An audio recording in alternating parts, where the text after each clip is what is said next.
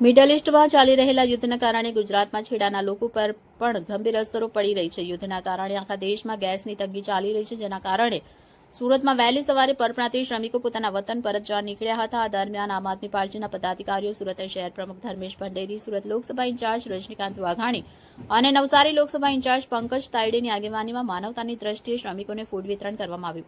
આ ફક્ત સેવાભાવી કામ હતું, તેમ છતાં પણ ભાજપ સરકારની પોલીસે પહેલા તો ફૂડ વિતરણ કરવા દેવામાં આનાકાની કરી, પછી આપ નેતાઓને સમજાવતા છેલ્લે પોલીસે ફૂડ વિતરણ કરવા પરવાનગી આપી. જોકે ફૂડ વિતરણના અંતે ભાજપ સરકારની પોલીસે પોતાની તાનાશાહી દેખાડી અને સુરત લોકસભા ઇન્ચાર્જ રજનીકાંત વાઘાણી અને નવસારી લોકસભા ઇન્ચાર્જ પંકજ તાયડેની રેલવે પોલીસે અટકાયત કરી હતી.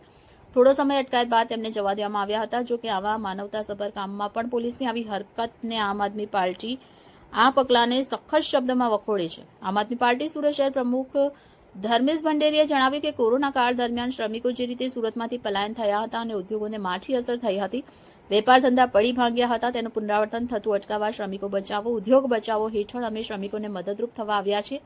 પરંતુ ભાજપ શાસકોને એમાં પણ તકલીફ પડી હોય એમ તેમના ઇશારે પોલીસે અમને રોક્યા હતા. ભાજપની તાનાશાહી હવે હદ વટાવે છે. જનતા આવનારી ચૂંટણીઓમાં જવાબ આપશે. આમ આદમી પાર્ટીનો ઉદય થયો, આમ આદમી પાર્ટી બની. નોટબંધીના સમયે પણ આમ આદમી પાર્ટીએ લાઇનમાં ઊભેલા લોકોની સેવા કરવાનો પ્રયાસ કર્યો હતો અને સેવા કરી હતી. કોરોના કાળમાં પણ ઓક્સિમીટર કેમ્પેન ચલાવી લોકોના ઘરે ઘરે જઈ લોકોના સ્વાસ્થ્યની કાળજી રાખવા માટે ઓક્સિમીટર કેમ્પેનથી લોકોનું ઓક્સિજન માપી અને લોકોને સચેત કર્યા હતા. ત્યારબાદ આવેલા કોરોના કાળ એની બીજી લહેરમાં લોકોની કાળજી માટે થઈ આઇસોલેશન સેન્ટર આમ આદમી પાર્ટીના નગરસેવકોએ સુરત શહેરના અલગ અલગ વિસ્તારમાં 8 આઇસોલેશન સેન્ટરો ઊભા કરી લોકોની મહાભગીરથી સેવા કરવાનો પ્રયાસ કર્યો. આજે ફરી એવું જ એક રાષ્ટ્રીય સંકટ આપણા દેશની અંદર આવી ગયું છે, ત્યારે સુરત શહેરના ટેક્સટાઇલ ઉદ્યોગ સાથે સંકળાયેલા ટેક્સટાઇલ ઉદ્યોગની જીવાદોરી સમાન, આપણી કરોડરજ્જુ સમાન આ શ્રમિકો ગેસના બાટલાની અછતના કારણે, ભાજપ સરકારની અનીતિના કારણે ગેસની જે કટોકટી સર્જાય છે એના કારણે આજે શ્રમિકો પરેશાન છે.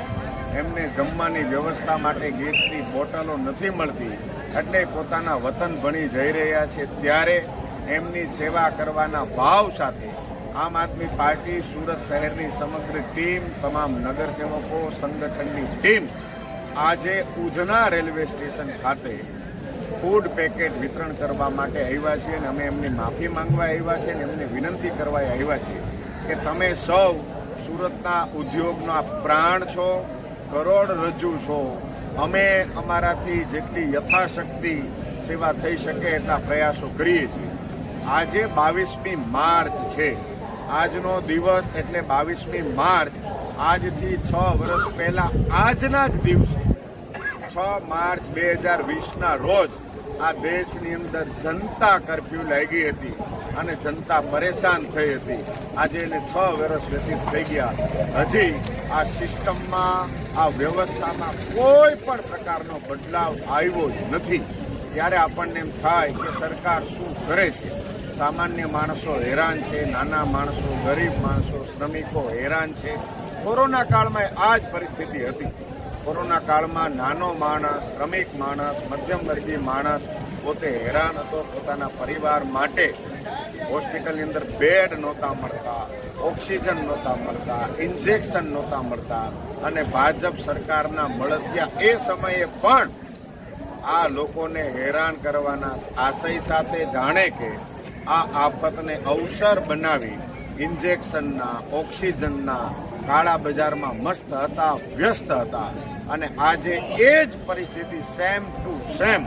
આજે ગેસની બોટલ નથી મળતી, પણ કાળા બજારીઓ પાસે જાઓ તો 7,000, 8,000, 10,000માં એક ગેસના બાટલાની બોટલ મળે છે.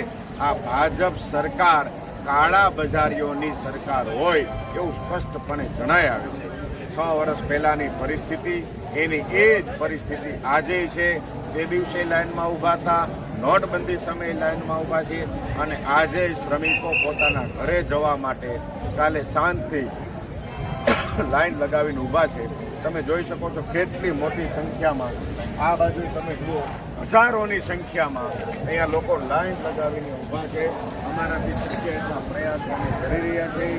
લોકોની મદદ માટે આમ આદમી પાર્ટીનો ઉદય થયો અને એ આમ આદમી પાર્ટી આજે ફૂડ વિતરણ કરવાના સાથે, ફૂડ પેકેટ વિતરણ કરવાના આશય સાથે ઉધના રેલવે સ્ટેશન ખાતે આવી છે. અમે આ શ્રમિકોની માફી માંગીએ છીએ, સાથે એમને વિનંતી કરીએ છીએ તમે ભલે આજે જાઓ પણ તમે સુરત શહેરની કરોડરજ્જુ છો. આપણા રાષ્ટ્રના સાચા નિર્માતા તમે છો. આ રાષ્ટ્રની અર્થનીતિને એને ગતિ આપવાનું કામ આ શ્રમિકો કરે છે. જો શ્રમિકો જ નહીં બચે તો ઉદ્યોગો બચશે નહીં.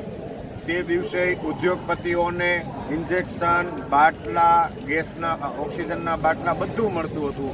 આજે એ અમીરોને બધું મળી રહે છે. ગરીબો આજે હેરાન પરેશાન છે. ક્યાં સુધી સહીશું? આ પરિસ્થિતિને બદલવી પડશે.